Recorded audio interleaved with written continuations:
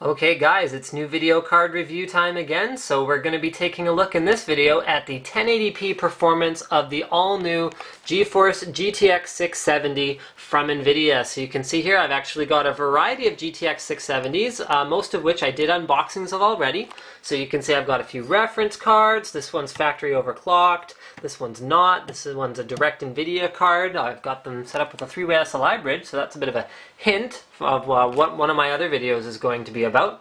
I've also got a non-reference card, so this is with a dual slot cooler. This one's going to be cool because it's going to go head-to-head against a Sapphire HD7950 that has a similarly designed cooler, so we can take a look at them, you know, which one has more coil whine or less coil whine, which one has the better cooling solution, since Galaxy and Sapphire are both key partners for Nvidia and AMD respectively. This will be a really interesting head-to-head because these are similarly priced products. Now, in terms of the overall mix, I'm not testing a ton of games today, guys, and I apologize for that, but honestly, I just am a little bit constrained in terms of what I can do right now. So I'm going to be doing Crysis 2, Battlefield 3, Skyrim, and Witcher 2, and this is the selection of cards that I'm going to be taking a look at. We're going to be looking at the 1080p performance, and then I'm going to have a separate video where I'm also going to cover things like the physical power and noise. I'm going to take a look at 3D vision performance compared to the last generation GTX 570 that this new 670 replaces. We're going to do an OC guide, seeing what kind of performance we can get compared to a 680, as well as, oh yeah, there it is, there's that hint there for the SLI scaling video. Now, before I go any further, yes, I covered this in the unboxings, but I just want to give you guys a brief overview. So the 670 is basically a slightly cut down version of the GTX 680. Nvidia has made fewer cuts than usual, however, because it still has the 256-bit memory interface with 6 GHz GDDR5. It only has some of the CUDA cores cut away and a slight reduction in clock speed, giving you, again, that slight performance reduction. Now you can see the reference cards are actually very short PCBs, so these are very power efficient, these are very cool running, they don't need beefy coolers, and you can see they only have dual 6-pin connectors even though these are high-end graphics cards. This is cool too. This is some of the other sort of slight finishing touches that you see from the board partners. Galaxy's gone ahead and put a slightly different backplate on theirs. MSI has actually slightly adjusted the positioning of the slots compared to the reference one, and yeah. So let's get going, shall we? Now, there are a couple critical details before we really get started, and that is test benches and the driver revisions that are being used. So for the GTX 670, I'm using the publicly available beta driver 301.34, whereas for other Nvidia cards, I'm using 301.24. For all AMD cards, I'm using the latest 12.4 drivers. My test bench is a 4.4 GHz 3930K from Intel, so that is an overclocked processor with 16 gigs of Kingston HyperX RAM at DDR3 1600. I'm using a gigabyte, what's it called? X79UD7 motherboard. This is sort of like the spiritual successor to their previous generation OC board.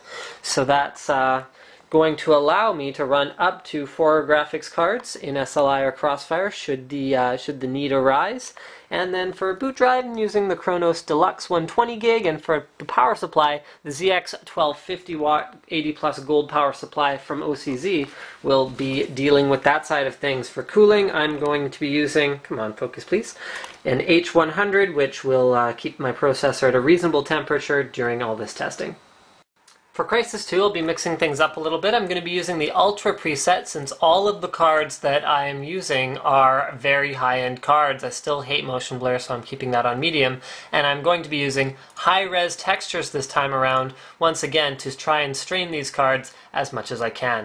So I'm going to do this a little differently, and I'm going to go one game at a time in terms of the analysis. So here you can see the Crysis 2 1080p Ultra Performance. Here is the GTX 670, which puts in a very, very strong performance, because while the average frames per second are below the 7970, check this out. The actual minimum frame rate of the 670 was above the HD 7970, so that means that when you see a dip in the action, you're going to see pretty much the same dip with a 670 as with a 7970, which is outstanding. I mean, remember too, guys, you know, there's stuff that's sort of within margin of error here, but in general that shows us that this is a very, very strong card. And when you compare it against its more similarly priced competitor, the 7950, the difference becomes much more pronounced. Although bear in mind the 7950 is an outstanding overclocker, which will allow it to put some distance between itself and the 7870, which at stock speed put on a pretty good show for this performance review as well. For Battlefield 3, I'll be doing my usual 2-minute run through in the Comrades level in the Parkade, and I will also be using Battlefield 3 to measure the maximum power draw as well as maximum noise and load temperatures of the GPUs. Now yes, I realize these are not the maximum loads that I could create with this system, but I'm looking for a more realistic scenario. So what I'm going to do is I find a particular van in the parking lot when I'm done my run through, and I shoot it until it starts smoking and some effects get going, and that's how I've been able to generate a pretty good peak power draw. And then I'm going to sit there and stare at it and get all of those stats before I close the game.